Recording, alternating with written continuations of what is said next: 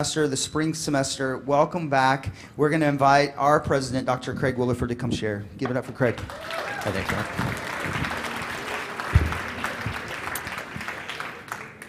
Well, if you're new students, welcome. We're glad to have you here. If you are our returning students, welcome back. For all of you, faculty, staff, administrators, and students, I hope the holiday vacation was what you needed.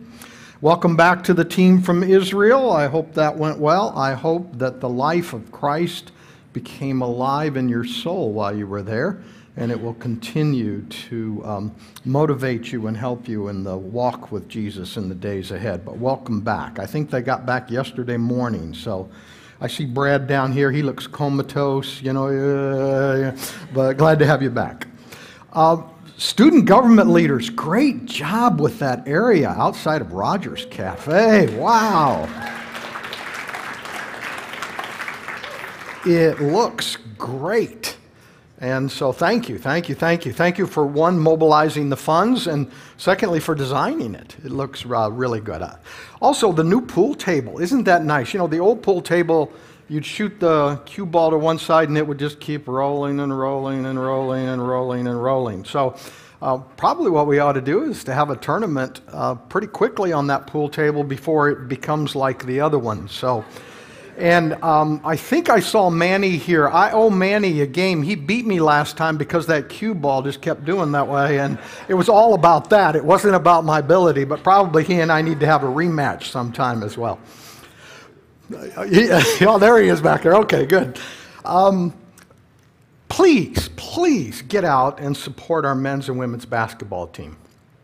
They're just having an exciting season. And our spring sports will be starting up soon too. So let's remember track and field and all the other things that we do, golf, everything else, and let's just get out and support these folks who are just dedicating themselves to provide this just kind of excitement for us. So it's great to watch all of that. Carol and I have been to a number of games, and we hope to get to at least one this weekend as well.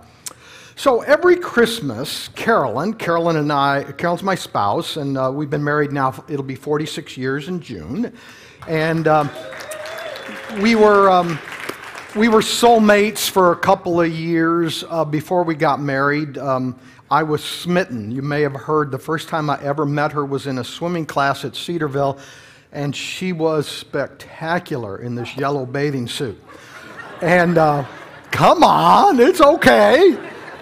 And then I found out she was spectacular as a person. But anyway, so every Christmas, we have this disagreement. And it's over who knows best. And it's over control. And so it goes something like this. Carolyn has this desire to convert our house into a winter Christmas wonderland. In the past, we've had as many as 5 Christmas trees, all with different themes, and then around the house, just numerous little areas that were themed around Christmas and winter. And so every year, it's my job to put all that out, plus to hang all of the lights and everything on the outside. And every year we have this, for 46 years now, we have this argument over what's the best way to do it. And every year I come up with great new plans, and every year I discover she doesn't like them. And every year I discover her plans were always the best. Yes. So, young married couples, husbands, listen to me. The secret to a good marriage is do what she wants, okay? But listen, I struggle with, and we struggle together, Carolyn and I, with who's going to be in control and who knows best. That's really the basic theme of the story that I want to share with you today from the Old Testament. It comes from 2 Kings chapter 5, and basically here's the idea.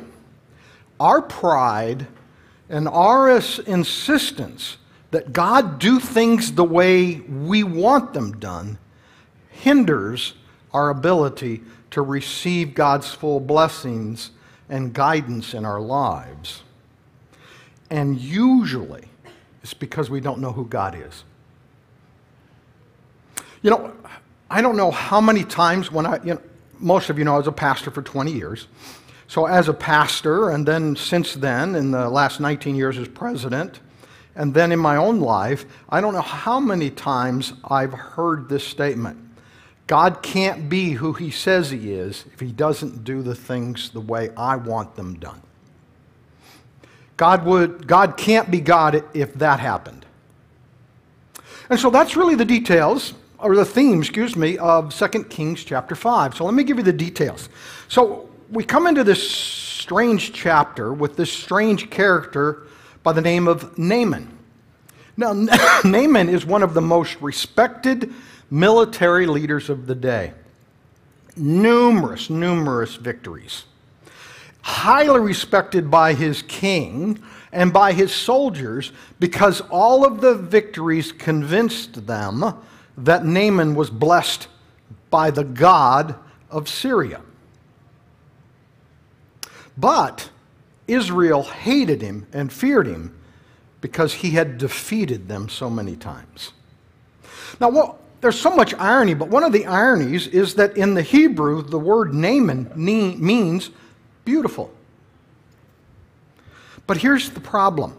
In the midst of this power, this prestige, this greatness, Naaman had a skin disease. Now, the Bible calls it leprosy. It could be leprosy. The Hebrew there probably means peel off in scales, and it probably means a skin disease. And medical historians will tell us that Hansen disease or leprosy really didn't occur in society until much later. But let's don't get into all of that, okay? Let's get into this. A skin disease at that time, whatever it was a huge social stigma. It was perceived that you were being punished by God and you should be an outcast if you had that kind of problem. And a skin disease would be probably pretty obvious. Apparently, it could have been on his face, on his arms, when he was in his armor. It probably was like a psoriasis, but it was apparently massive. And so here's Naaman beautiful with something not so beautiful. Here's Naaman powerful with a disease that he has no control over. Now, one of the things that Naaman did regularly was to go into Israel with his soldiers and do these quick battles. And when they would take over a city, they would take people and make them Israelites and make them slaves and take them back to Syria to be slaves.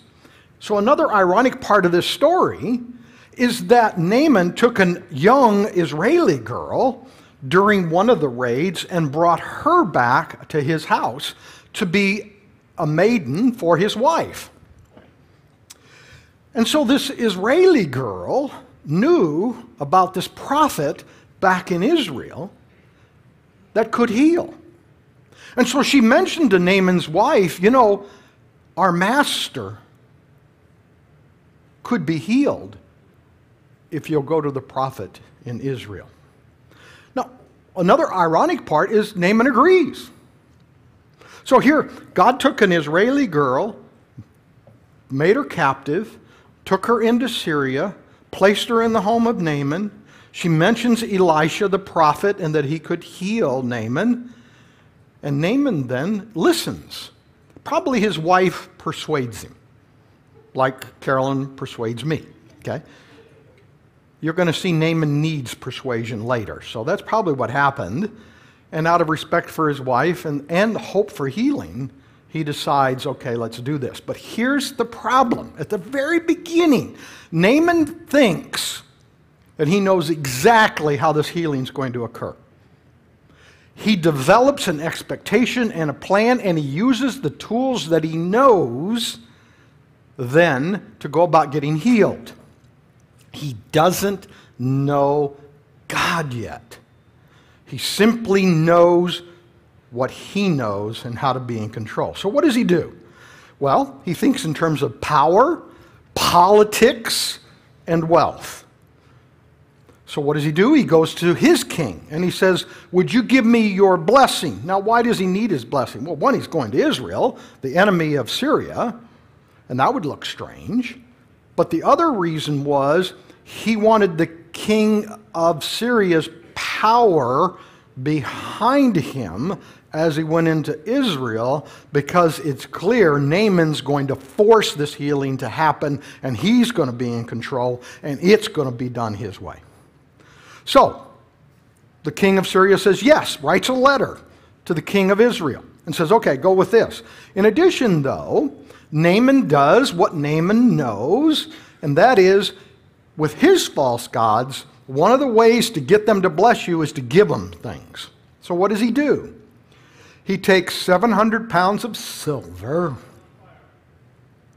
150 pounds of gold, and 10 cents of royal clothes. What's he thinking? I will buy that God's favor so that I can be healed. He has a failed plan. It's not going to work. He doesn't know it yet because he doesn't know God yet. He only knows his way. So a major personal encounter is about to happen. He doesn't know God yet. So he goes to Israel, he goes to the king, and what happens? The king of Israel rips his robe, declares a national emergency. Oh my word, you're going to kill me, you're going to kill us. What are you doing? I don't know how to heal you. The king of Israel doesn't know God. So Elisha knew this was going on, sent a messenger to the king of Israel, and basically said, why are you doing this? Why are you despairing? Send Naaman to me. So, picture it in your mind now. Naaman then gets in his chariot and all his other entourage and all of his gifts and his donkeys and everything else, and he goes in his power, his confidence, his determination, and his control to Elisha. And then here's another ironic part of the story. Elisha does the unexpected. When Naaman arrives at his door, he doesn't even go out the house. He doesn't go out and greet this powerful man. Instead, he sends his servant. And here's what he says. The servant goes out and says to Naaman, if you go and wash in the Jordan 7 times, you will be healed. Now, the Jordan's probably 40 miles away from where Elisha is, and Naaman's probably going to have to go back the way he came to come around the topography of the land there. For those of you in Israel, you may have actually seen some of this. You got to go around to get to then the Jordan River. But let me show you what this looks like. That's kind of the Jordan River. It looks different in different spots throughout Israel and the Middle East, but that's basically the Jordan River. Now notice what happens. Naaman gets insulted and angry. His pride and his belief in how he thought things ought to be done almost kept him from being healed. Here's exactly what the Bible says. But Naaman was angry and went away saying, behold, I thought that Elisha would surely come out to me and stand and call upon the name of the Lord his God and wave his hand over the place and cure the leprosy. Are not the rivers of Damascus better than all the waters of Israel? Could I not wash in them and be clean? So notice what it says now. So he turned away and went away in rage. Now let me stop for a second because I want to show you the difference between the rivers here in just a minute. What's happening here? Naaman had a plan. God didn't do it the way Naaman wanted, and so Naaman is now mad at God. How many times has that happened in your life? How many times has that happened in my life? How many times have we gotten close on giving up on God because it didn't go the way I expected or the way I wanted or the way it should have, according to me? That's what's playing out here, folks.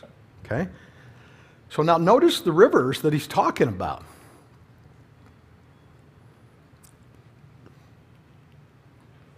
So there's one of the rivers, and there's the other. Those look like much better rivers than the Jordan, and they are much better rivers than the Jordan. So Naaman's point's actually pretty good. Why should I go into that mud puddle of the Jordan and wash when I've got these great rivers back in my place. It isn't greatness that determines God's plan.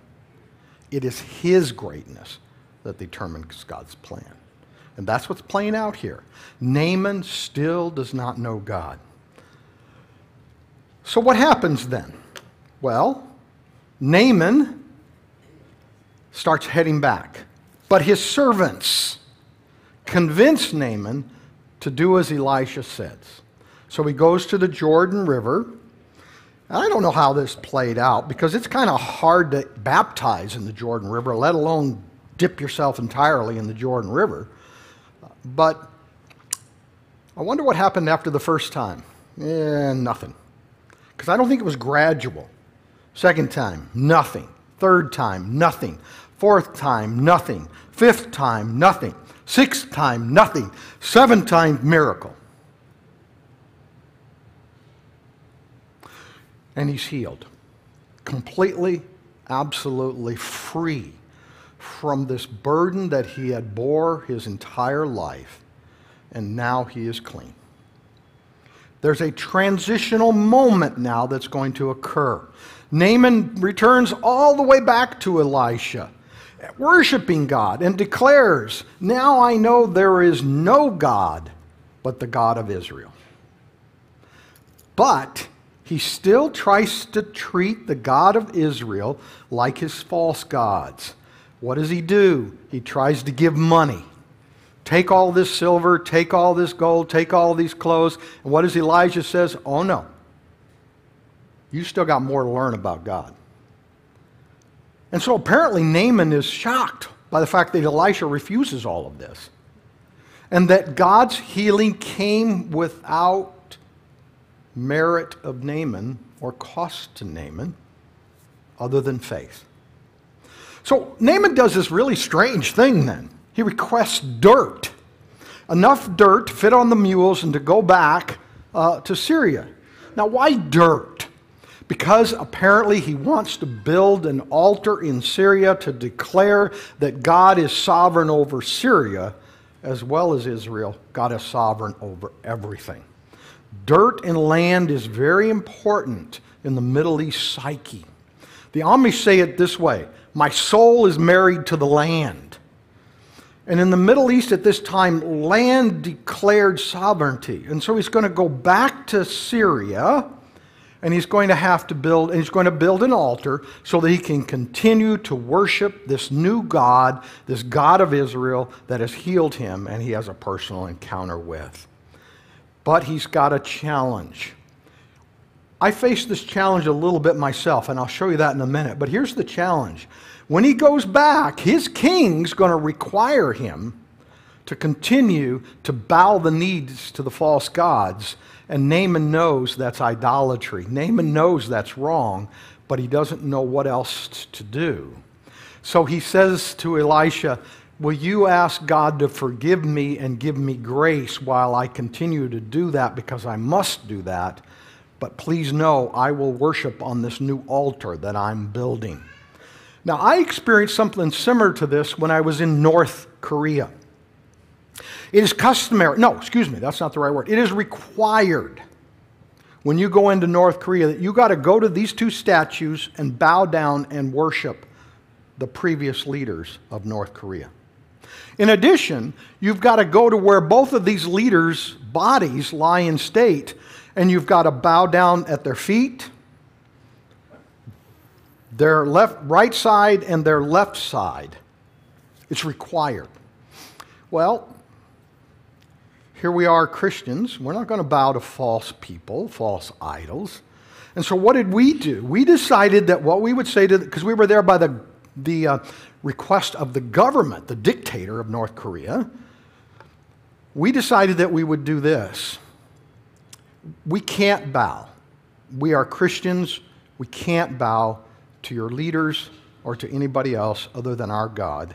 But we will place flowers at the foot of the two leaders, and we will stand with our heads bowed and respectfully pray for the people of North Korea. It worked. They smiled. They loved it. When we went to the tombs, well, they're really not tombs. The body actually is in this glass case. We did the same thing. We can't bow, but we will stand with respect, and we will pray for the people of North Korea. They loved it. And so I think this is what Naaman's doing now, is God was now supreme in his life. He's learning about this new God. He wants to honor and worship, but he's still in the midst of this place where he's got to do some things and figure out how to do that while staying loyal to his new God. The story then takes a really, really strange turn. As then Elijah says, yes, God will give you that grace. Go with the grace and the blessings of God. Naaman starts heading back. A servant of Elisha's decides that he's going to take control, and he's going to go out and deceive Naaman and try and deceive Elisha and get some of that gold and silver and clothes. So he goes out, Naaman stops, and he says, oh, these young prophets have come, and they need money, and they need blah, blah, blah. And so Naaman gives him, most people would say somewhere in the category of about $4 to $5 million in those days worth of goods. And then the servant goes back and hides it. Elijah calls the servant in and says, what have you done? And the servant said, oh, I didn't do anything. And Elisha says, well, what have you done? And the servant finally confesses, and what happens? The servant now has the condition that Naaman had, whether it's leprosy or some other skin disease. That curse is placed upon that servant. Why did that servant do it again? Because he wanted to take control of his life. He thought this was the best way to do it, and he wanted security, and he wanted life to be his way, and so he lied, and he stole from God. So, what's the practical application of all of this? Number one, God can be trusted. His plans are right. I don't know how many times in my life I have watched and argued with God over what's the right way for things to happen. I have yet been right. After 65 years, well, I came to Christ when I was 16, so you can do the math. Let's say after almost 60 or 50 years, I've never been right. God's always been right. But you know what? It took time for me to see that it was right. And so I had to live by faith. I had to believe what he was doing was right. I had to know him and to trust in him and believe he was faithful and he keeps his promises. And I'll talk about that a little bit more. Next, God uses unexpected people and unusual means to accomplish his will in our lives. When my time at Trinity was ending, the school I was at before I came here, and I was in a sabbatical. During that sabbatical, God gave me the opportunity to start a new ministry in the Middle East, in some close countries in the Middle East. God's a strange travel agent in my life. You know, I never get to the really fun, exotic places. You know, I end up in Myanmar and North Korea and, closed countries, or in refugee camps, or in conflict countries. I need a better travel agent. But anyway, let me go on. While I was on sabbatical doing that, it was clear to everybody that I was going to end up the director of that new ministry in the Middle East. Except it wasn't clear to God. God had a different plan. What was his plan? Our coming to Multnomah.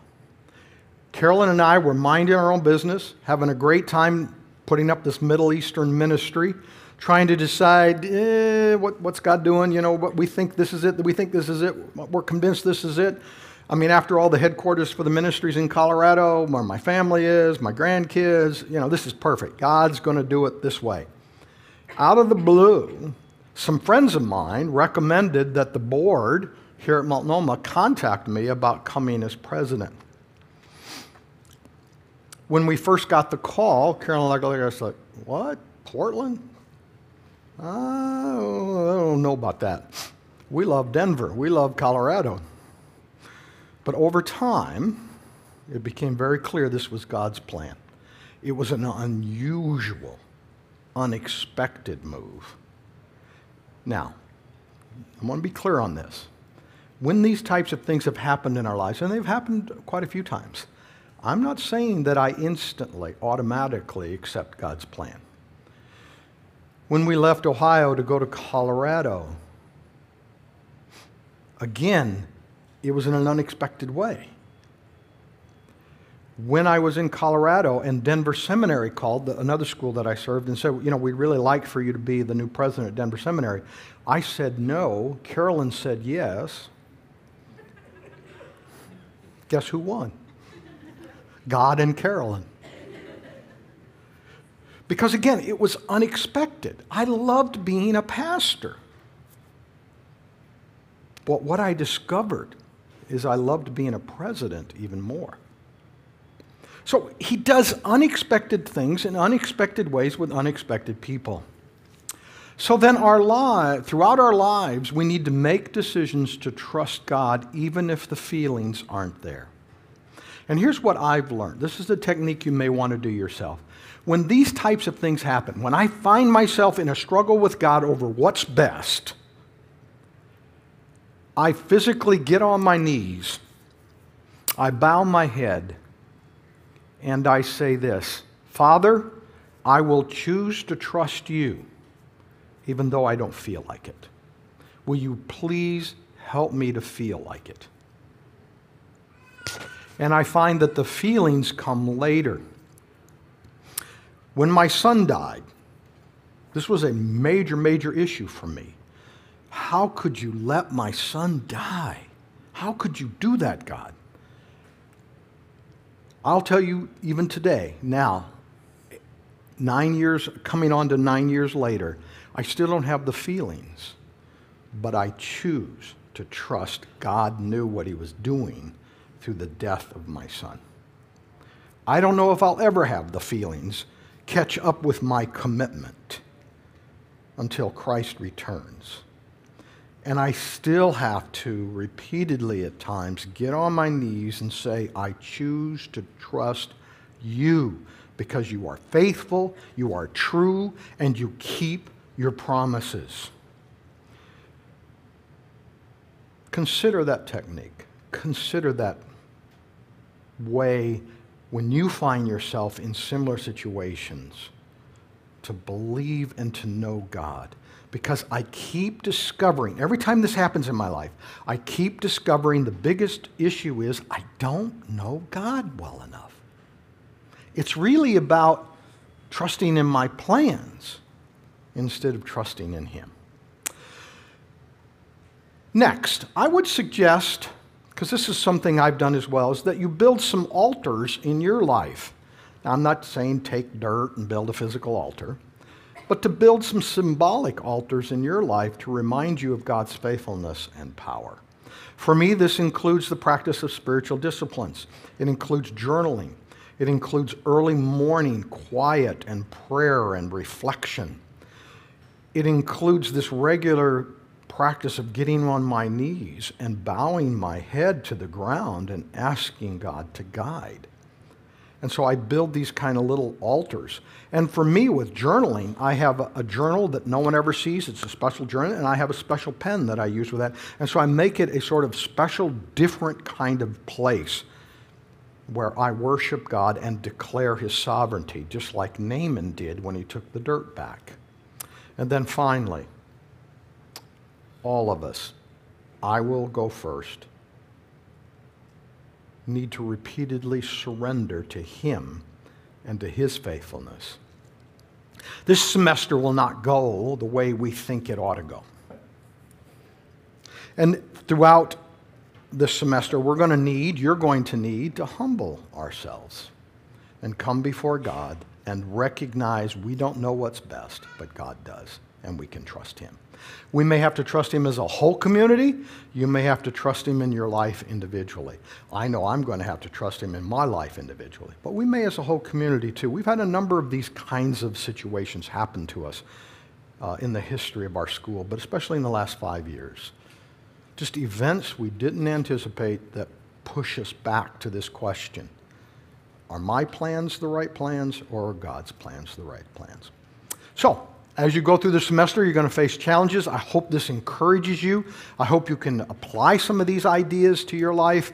And please know that I would not have presented this message if I weren't working hard to make sure I was doing it in my own life first and foremost. Let me pray, and we're going to conclude.